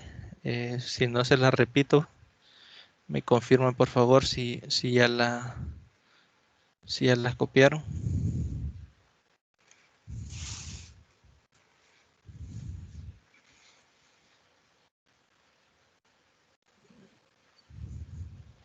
No sé si será, licenciado. Una institución no cuenta con suficientes recursos económicos para comprar ciertos recursos y medios didácticos que facilitan la enseñanza y aprendizaje de las matemáticas.